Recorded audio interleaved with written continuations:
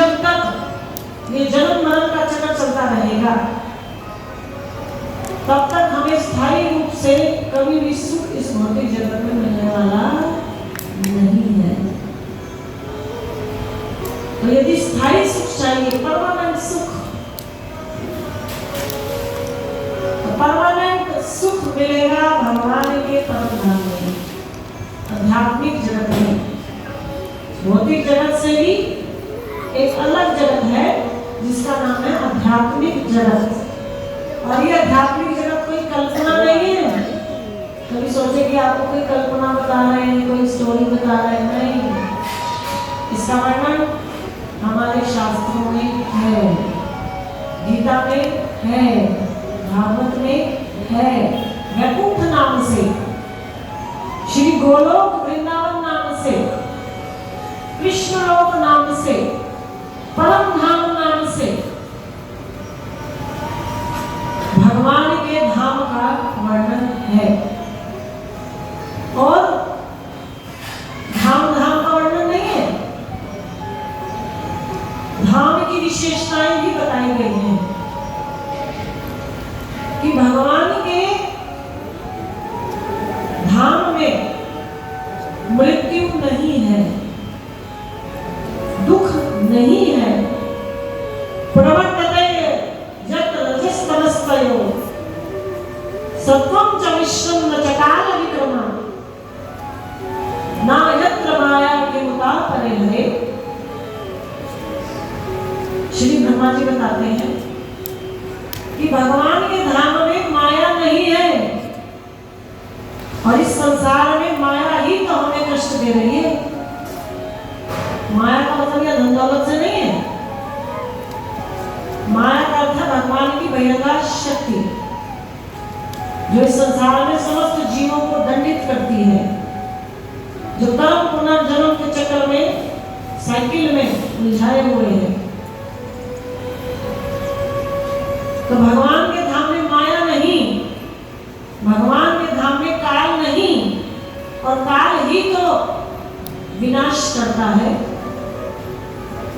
तो भगवान के धाम में विनाशशीलता नहीं है, अविनाशी है। तो जो वहां चला जाएगा वह अविनाशी शरीर को प्राप्त करेगा, दिव्य शरीर, चिन्मय शरीर, अविनाशी शरीर। इस आत्मा को आत्मा निकल जाएगी और शरीर तो यही नष्ट हो जाएगा। तो जो भगवान की भक्ति करेगा तो उसे चिन्मय शरीर प्राप्त होगा। और यद भगवान अनिर्वतन्ते, फिर वहां जाकर भगवान कहते हैं श्री कृष्ण इस भौतिक जगत में आना नहीं पड़ेगा। तो प्राण पांचवा वेद है। अब प्रश्न उठता है, फिर पूरे समाज में, भारत में यह मान्यता क्यों प्रचलित है कि वेद 4 है? कहीं भी यह मान्यता प्रचलित नहीं कि वेद 5 है। क्या प्रचलित है? वेद 4 है। और आज आप सुन रहे हैं कि 5वां वेद भी है।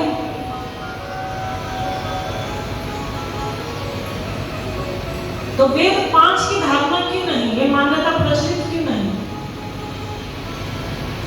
इसे हमारे वृंदावन के महान संत भगवान श्री चैतन्य महाप्रभु के लीला परिकर, मीराबाई जी के गुरु और जीवीपीएस ट्रस्ट वृंदावन के संस्थापक, जीवीपीएस ट्रस्ट वृंदावन के शरणास्पद आचार्य विश्व गुरु श्री जीव गोस्वामी पाद जी महाराज अपने ग्रंथ श्री तत्व संदर्भ में एक उदाहरण के द्वारा इस बात को कहते हैं कि इतिहास और पुराण को 5वां वेद क्यों कहा गया। ऐसा क्यों नहीं कहा कि वेद 5 है? 5वां वेद कहा, वेद 5 है नहीं कहा, क्यों? एक दृष्टांत से समझाते हैं। यज्ञदत्त सहित 5 ब्राह्मण भोजन कर रहे हैं। यज्ञदत्त सहित 5 ब्राह्मण भोजन कर रहे हैं। तो 5 ब्राह्मण भोजन और उन 5 ब्राह्मणों में एक यज्ञदत्त नाम का एक विशेष ब्राह्मण है जिसका नाम अलग से लिया गया। तो यह जानना होगा कि यज्ञदत्त में उन 4 ब्राह्मणों से अतिरिक्त कुछ विशेषता है, इसीलिए यज्ञदत्त का नाम अलग से लिया गया।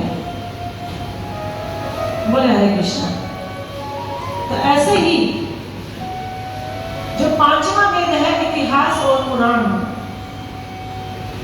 इनमें 4 वेदों से अतिरिक्त विशेषताएं हैं जो 4 वेदों में नहीं, और वह अतिरिक्त विशेषताएं किसमें है? 5वें वेद में इतिहास और पुराण में। तो वह विशेषताएं बताते हैं। पहली विशेषता बता रहे हैं अतिरिक्त विशेषता इतिहास और पुराण की। इतिहास और पुराणों की जो भाषा है वो अत्यंत सरल है, सुबोध है। वेदों की जो भाषा है वो दुर्बोध है, जटिल है। वेदों में जो परमेश्वर का ज्ञान है वो छिपा है। वेद हमें परमेश्वर की विशेषताएं तो बताते हैं, जैसे कि परमेश्वर अनंत है, अखंड है, सर्वव्यापी है, असीम है।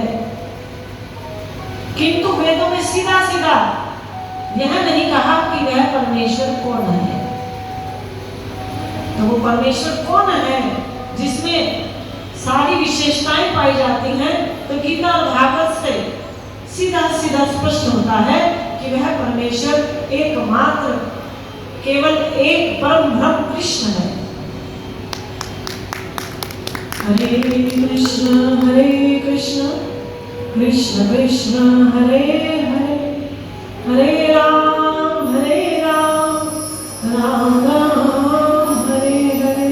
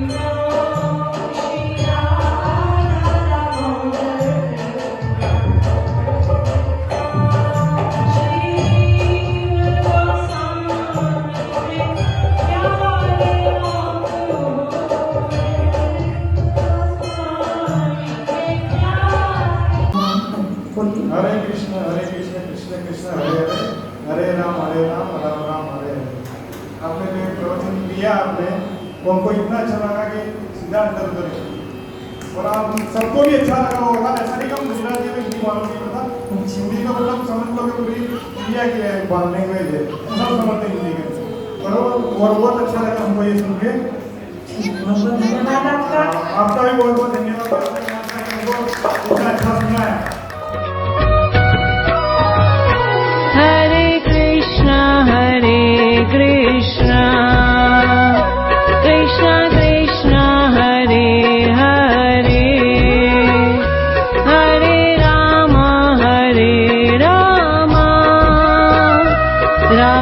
राम